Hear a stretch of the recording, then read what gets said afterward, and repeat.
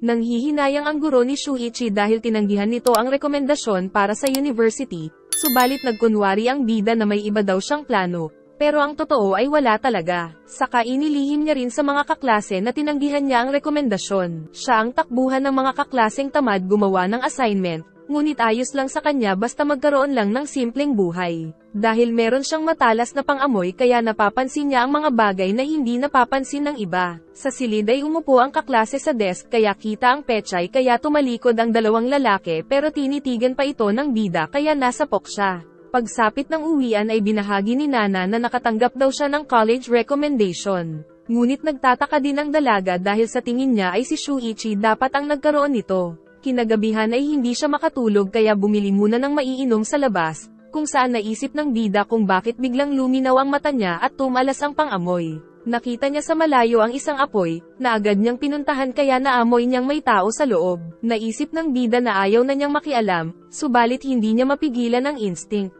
Ngunit habang lumalapit ay unti-unti siyang nagtatransform, hanggang sa maging isa siyang mascot na maging siya ay nagtataka din kung bakit ganon ang kinalabasan ng transformation. Tapos sinuntok ni Shuichi ang pader para mailigtas ang babae. Nilapag niya ito sa labas ngunit nang makita ang katawan nito ay hindi niya mapigilan ang sarili dahil sa sarap ng amoy. Pero nagawa niya muling makontrol ang sarili at nagsisi sa naisip niya. Nagising ang babae at nakita ang bida. Tapos naiwan pala ni Shuichi ang cellphone niya. Nabalita ang nangyaring sunog, nang mapansin ng bida na nawawala ang cellphone niya. Sa school ay nahanap siya ng babae dahil sa cellphone. Pero sa kasamaang palad ay nais siyang manipulahin ng babae para hindi ipagkalat na nakita niyang nagiging halimaw si Shuichi. Kaya naman sinubukan ng bida na hanapin ang cellphone niya sa locker ng babae. Pero nang makita ang panloob nito ay hindi niya napigil ang amuyin sa bango. Sa huli ay hindi niya nakita ang cellphone dahil dala-dala pala ito ng babae. Pagsapit ng recess ay kinausap ng babae ang ating bida. Dito ay sinubukan pang itanggi ng bida na nagiging halimaw siya, kaya tinulak siya nito sa gusali. At para hindi masawi ay napilitan siyang mag-transform, saka kinuha na ng babae ng picture.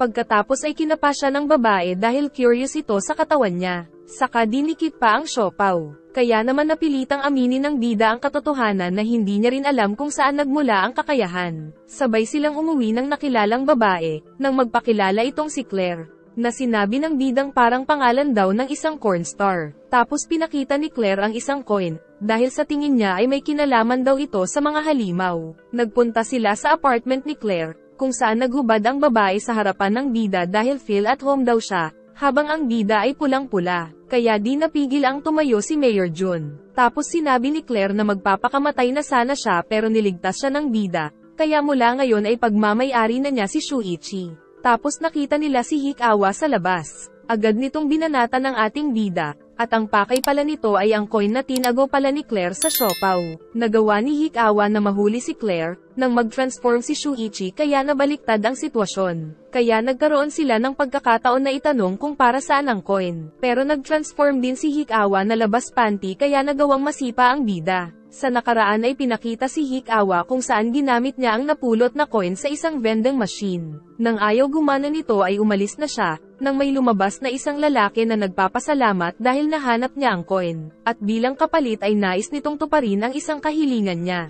Kinabukasan ay nagkaroon ng malakas na pangangatawan si Hikawa, subalit nagulat nang mapansing may kakaiba. Kaya nagtago muna siya at nakitang nagtatransform ang katawan. Kaya naghanap ulit siya ng coins para mabalik sa dati ang katawan, nang marinig na nag-uusap sila Shuichi tungkol sa coins. At iyon ang dahilan kung bakit tinarget niya ang dalawa. Sa present ay binubugbog ni Hikawa si Shuichi. Ngunit ginamitan siya ni Claire ng pepper spray, tapos inutusan si Shuichi na paslangin si Hikawa pero ayaw gawin ng bida. Sa halip ay tinakas niya na lang si Claire, habang si Hikawa ay galit na galit. Habang nagtatago sa eskinita ang dalawa ay napansin ni Claire na may zipper sa likod ni Shuichi. Binuksan ito ng babae at ikinagulat nila nang makitang walang laman sa loob nito na siyang ikinalungkot ng bida. Pero naisip naman ni Claire na pumasok sa loob dahil para itong costume. At habang nasa loob si Claire ay napansin niyang komportable sa loob. Saka nalaman din ng dalawa ang mga alaala at damdamin ng isa't isa dahil sa pagpasok ni Claire na tila ba naging isang nilalang sila. Dumating si Hikawa na galit, kaya kinontrol ni Claire ang katawan ni Shuichi pero hindi pa siya sanay sa katawan kaya nabugbog sila. Pero di kalaunan ay nagawa niya ng matutunan kung paano gamitin ang katawan ni Shuichi kaya nakabawi sila kay Hikawa. Nais pigilan ni Shuichi si Claire, pero hindi nito magawa dahil mas malakas ang control ni Claire sa katawan, na nagawa pang mabali ang paa ni Hikawa. Tapos sa huli ay walang awang binaril ito ni Claire. Sinubukan ni Shuichi na kalimutan ang mga nangyari, pero pinuntahan siya ni Claire sa silid dahil hindi siya sumasagot sa tawag. Natutuwa si Claire dahil walang nakaalam ng ginawa nilang krimen, saka sinabing masarap daw sa loob ni Shuichi lalo na daw pag tumatama yung costume sa puwet niya. Pero naiinis si Shuichi dahil wala daw konsensya si Claire sa ginawa. Depensa naman ni Claire na tinulungan niya lang daw si Shuichi na ipagtanggol ang sarili sa gustong pumatay sa kanya. Naisip naman ng bida na totoo nga ang sinabi ni Claire pero labis na siyang natatakot sa mga nangyayari. Pero giit ni Claire na sasamahan niya daw ang bida hanggang sa kamatayan. Sinubukan siya ni Shuichi kung totoo ang sinabi kaya nagpunta si Claire sa itaas saka tumalon. Kaya napilitan si Shuichi na mag-transform para iligtas ang babae. At dito ay napatunayan ni Claire na seryoso siya sa mga sinabi. Saka ikinwento ni Claire na hinahanap niya daw ang ate niyang naging isa ring halimaw na pumaslang sa mga magulang nila. Tapos pinakita na si Elena na ate ni Claire pala ang dahilan kaya naging isang halimaw din si Shuichi. Nakita ng alien na hindi pala nakikita sa camera ang mga coin kaya kailangan niya talaga ng tulong para mahanap ang mga ito. Magkasama ang dalawa sa isang tahimik na araw ng linggo sa apartment ni Claire. Pero para hindi boring ay naghubad bigla si Claire dahil gusto daw niyang pumasok muli sa katawan ng bida. At kailangan niya daw maghubad dahil napakainit daw sa loob kaya tinanggal na rin niya ang underwear. Pero nahihiya naman ang bida kaya nagsuot si Claire ng swimsuit.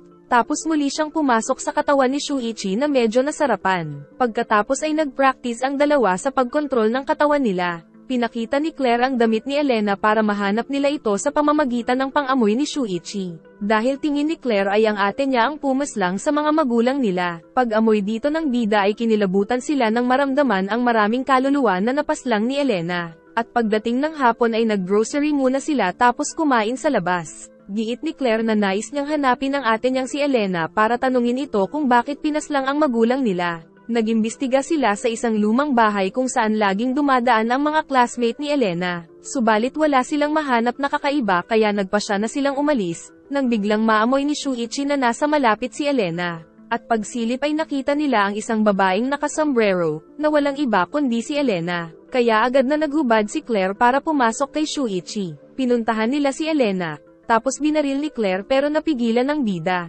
Kaya nakapag-transform si Elena na isang malakas at nakakatakot na halimaw kaya hindi sila makagalaw. Pero nang malaman niyang si Shuichi ito ay bumalik sa dating anyo si Elena dahil crush pala niya ang ating bida. Sinabi ni Elena na siya daw ang may kasalanan kung bakit naging isang halimaw din si Shuichi. Kaya ayos lang daw sa kanya kung nais siyang patayin ng bida.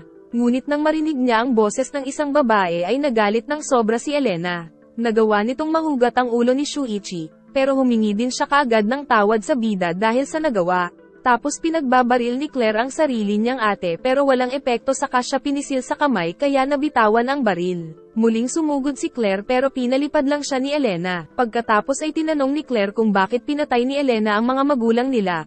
Pero hindi umamin si Elena at sinabing gas explosion daw ang sanhi nito. Dagdag pa ni Elena na pinrotektahan niya lang daw si Claire dahil masasamang tao daw ang mga magulang nila. Tapos binigyan ni Elena si Claire ng isa pang coin, kung saan pinapapunta niya ang kapatid sa lugar ng alien para gamitin ang coin. Saka may tumawag kay Elena kaya iniwan na niya ang dalawa. At dahil inakala ni Claire na patay na si Shuichi ay naisip niyang tapusin na rin ang sariling buhay pero pinigilan siya ng bida. Nagpunta nga sila Claire sa alien, kung saan kapalit ng coin ay binigyan niya ng inumin si Shuichi para gumaling. Dahil sobrang init sa loob ay lumabas si Claire. Tapos tinitigan siya ng masama ng alien dahil ang sexy daw. Kaya binanatan ng dalaga ang talong ng alien. Tapos nanghihingi ang alien ng isang buhok daw ni Claire sa pechay pero ayaw ng dalaga. Pero nakakuha na pala ang alien ng buhok niya. Kaso ay hindi sa ibaba.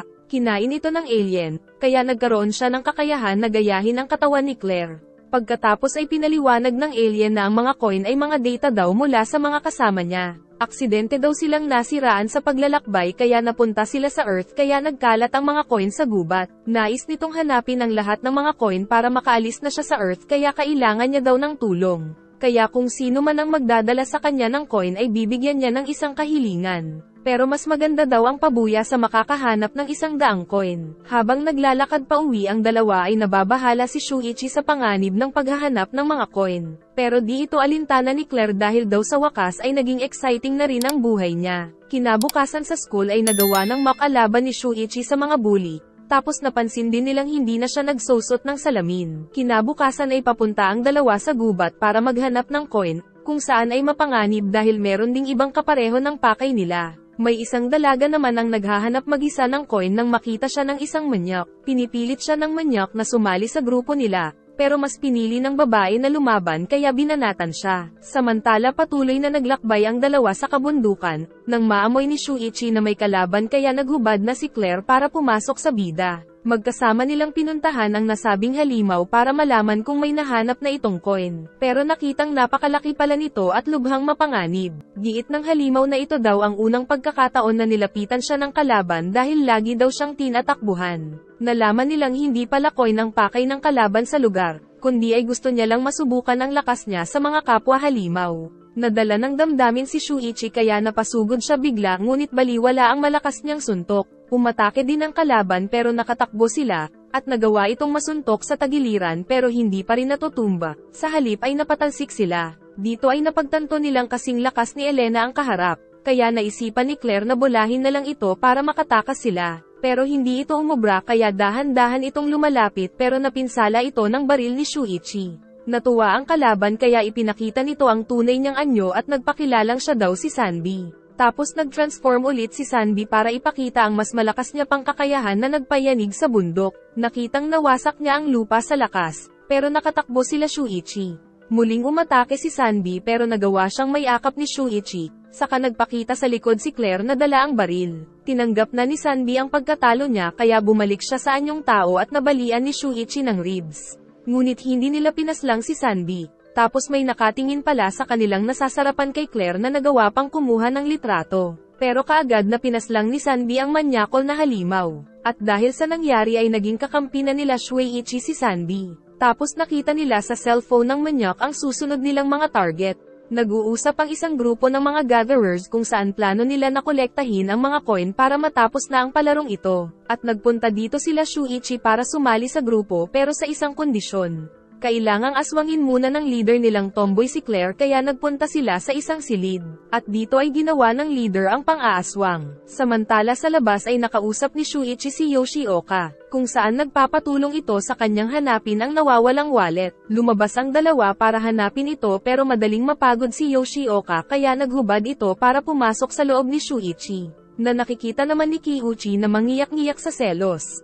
Pumasok si Yoshioka sa loob ng bida, subalit nahihirapan siyang makontrol ang katawan ni Shuichi. Samantala pagkatapos aswangin ni Sayaka si Claire ay ginawa na nito ang ritual kung saan nilagyan niya ng buhok niya si Claire sa leeg para hindi ito magtaksil sa grupo. Samantala nakita ni Shuichi ang panty ni Yoshioka kaya nalaman niya na wala palang saplot ang babae sa loob niya. Nakita ni Subaru ang wallet na hinahanap nila Shuichi, pero pinabitiwan ito sa kanya ng dalawang kasama dahil kailangan daw nilang manghunting ng mas malakas na halimaw. Nagtampo si Subaru sa dalawa kaya naglakad siyang mag-isa. Samantala naramdaman naman nila Shuichi ang malakas at nakakatakot na kapangyarihan ng tatlo. Hinahanap na ni Claire si Shuichi nang malaman niyang lumabas ito kasama si Yoshioka. At dahil sa record ni Kiuchi ay nalaman ni Claire na pumasok si Yoshioka sa bida. Kaya nais ni Claire na hanapin si Shuichi. Pero dahil mapanganib ay pinasamahan siya ni Sayaka kay Yota na siyang nag-iisang fighter sa grupo. Samantala sa labas ay nakita nila Shuichi si Subaru, kung saan nagalit si Subaru nang tawagin siyang batang paslit ni Shuichi kaya pinalabas nito ang kakayahan na summon ng teknik ng dalawang ogre.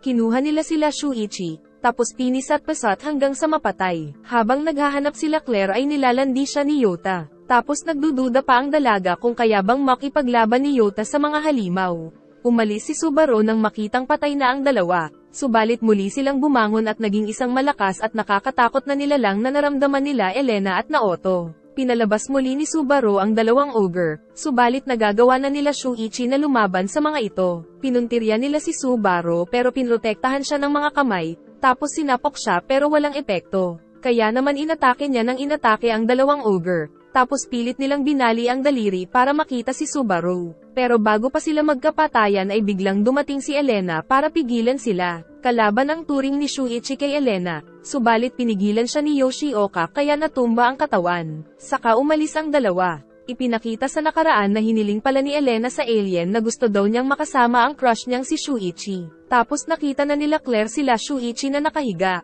Pagbalik sa base ay nilagyan na rin ng buhok si Shuichi sa leeg. Tapos ikinwento niyang wala daw siyang naaalala sa mga nangyari sa kanila. Sinisisi ni Kiuchi ang bida dahil nagseselos ito, pero kinampihan ni Yota ang bida dahil sa huli ay wala naman daw nasaktan. Nagpakilala ang isa pa nilang member na si Isaw na may kakayahang magpatubo ng mga halaman at puno. Tapos ang isa pa nilang member na Invisible, na nakilala nilang ang tindera sa 7-Eleven. Pagkatapos ay nagplano sila kung paano makokolekta ang mga coin gamit ang strategy dahil si Yota lang ang fighter sa grupo. Nagpatubo ng malaking puno si Isaw sa labas, saka pinakita nila Shuichi ang kakaibang lakas nila sa pagpapatumba ng puno. Tapos pagsapit ng hapon ay nalaman ni Claire mula kay Yoshioka na naaalala niya pala ang mga nangyari sa kanila ni Shuichi sa labas. Kaya nang sabay silang naghapunan sa labas ay nagseselo si Claire sa nangyari. Kinabukasan sa school ay pinagbibintangan ni Kiuchi ang bida sa pagpaslang sa kaibigan nilang manyak. Pero hindi naman talaga sila ang pumaslang kundi si Sanbi kaya hindi niya ito inamin. Tinawagan ni Yoshioka si Elena gamit ang numero na nakita niya sa alaala ni Shuichi noong pumasok siya sa loob.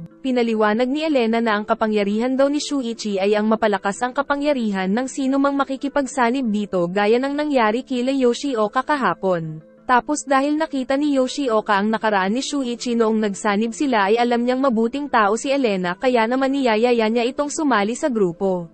Pero tinaggihan ito ni Elena dahil magkaiba daw ang mga plano nila. Kinabukasan ay naglakbay ang grupo para mangolekta ng mga coin dahil nakakita pala sila ng pattern sa mapa tungkol sa lokasyon ng mga ito.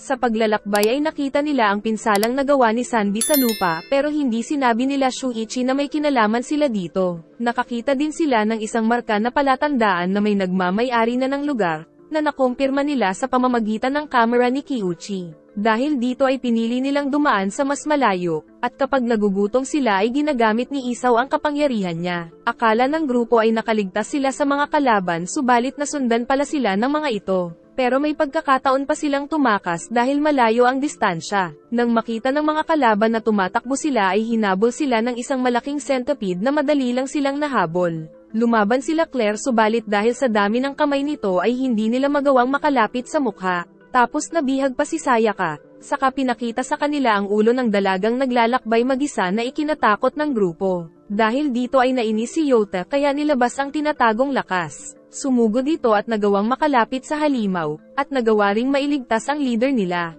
Tapos sa isang suntok ay bagsak ang pangit na halimaw. Pagdating ng mga kalaban ay nakita nila ang nakakaawang kalagayan ng kasama nila, kaya nais na lang nila itong tapusin. Pero hindi sila pinahintulutan ng leader nila na si Madoka. Samantala gumawa naman ng harang na mga puno si Isaw para hindi na sila masundan. Pero nagawa itong mawasak ng galit na si Madoka. Sinubukan ni Yota na lumaban pero hindi sapat ang lakas niya para matalo ang halimaw. At nang makita nito si Claire ay naging manyak din si Madoka kaya mas lalo itong nasabik, samantala si Kiuchi ay hindi makagalaw sa takot. Binaril nila ang halimaw pero nagawa ni Madoka na maaga ang baril sa katinutok kay Yoshioka, kaya nag-transform sila Shuichi para matunaw ito. Tapos nakitang napapaligiran sila ng mga halimaw kaya tiyak na ang katapusan nila. Pero hindi daw sila tatapusin ni Madoka kung magtatrabaho sila para sa kanya. Tapos dahil nasawi daw ang kasamahan nilang centipede ay kailangang mamili nila Sayaka kung kaninong buhay ang ipapalit nila dito. Kung hindi ay papatayin silang lahat. Binigyan sila ni Madoka ng panahon para magdesisyon kung sino ang magsasakripisyo para sa grupo. Pero napakahirap nito kaya naisip ni Yota na lumaban na lang hanggang kamatayan. Giit ni Kiuchi na wala silang pag-asang manalo, kaya kailangan talaga ng isang sacrifice. Pero dahil si Kiuchi lang ang sumang-ayon sa sinabi ni Madoka ay giit ni Claire na siya na lang din ang magsakripisyo. Dahil dito ay sigurado ng patay si Kiuchi kaya naiyak na lang siya. Pinuntahan ni Claire si Isaw para palakihin at padamihin ang mga bulaklak na may lason. Napalihim na nakita ni Kiuchi. Tapos nagmamadali sila Madoka dahil tumatakas daw ang mga bihag nila.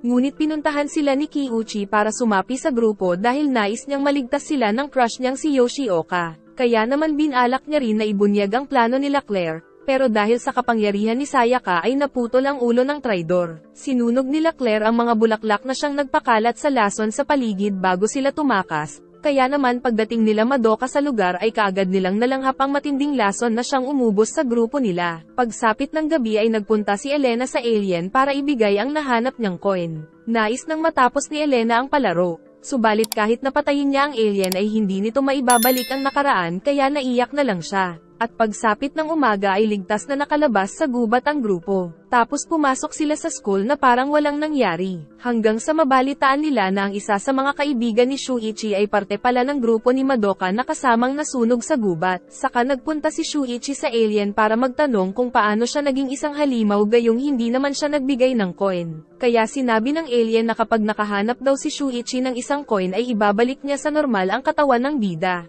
Pero naisip ng bida na hanapin muna ang lahat ng mga coin bago siya bumalik sa normal, para matapos na ang palaro na siyang nagdulot ng mga pagkasawi. Habang naglalakad pa uwi ang bida ay sinusundan pala siya ng tauhan ni Madoka na nakaligtas. Nais siya nitong patayin para gumanti sa nangyari sa grupo nila pero mas malakas sa kanya si Shuichi. Tapos tumawag si Claire dahil gustong makipag-usap. Kaya pinatay ni Shuichi ang telepono saka tinuluyan ng tauhan ni Madoka. Samantala si Kaito naman ay binabantayan ng maraming coin. Pero hindi siya pinakinggan ng mga tao kaya walang awa niyang pinagpapaslang ang mga ito gamit si Hanoka. Samantala pinagpaplanuhan ng grupo nila Elena ang gagawin para matalo si Kaito. Kung saan isiniwalat ni Elena na dati nilang kaibigan ang lalaki. Ipinakita sa nakaraan ng sinabi ni Naoto kay Kaito na napapansin daw niyang iba ang kinikilos ng girlfriend niyang si Aiko. Tapos naalala ng dalawa ang kabataan nila kung saan kaklase din pala nila si Shuichi sa Yamada Cram School, kung saan ay magkakasama silang lahat sa mga trip,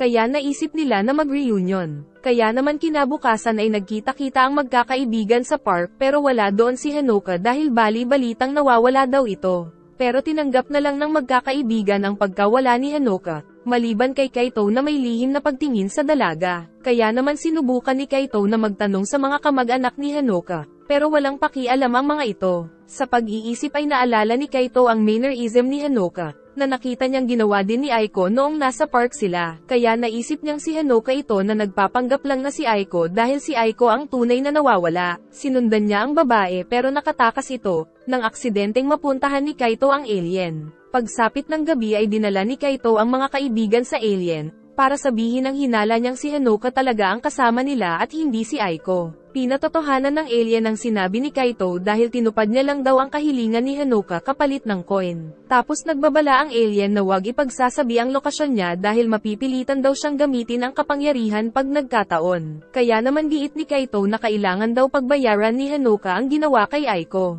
Pero giit ng mga kaibigan na pabayaan na lang daw nila ang nangyari, na siyang hindi matanggap ni Kaito. Kaya kinabukasan ay sinundan niya na naman si Hanoka, at nakita ang lugar na pinaglibingan kay Aiko. Nang makumpirma ni Kaito na si Hanoka nga ang babae ay sinakal niya ito bilang kabayaran sa ginawang krimen. Tapos kinabukasan ay ibinunyag ni Naoto na nagpakamatay pala si Aiko at inosente si Hanoka. Dahil nang mabalitaan daw ni Hanoka na patay na si Aiko ay hiniling niya sa alien na gawin siyang kamukha ni Aiko, dahil sawa na siyang maging loser.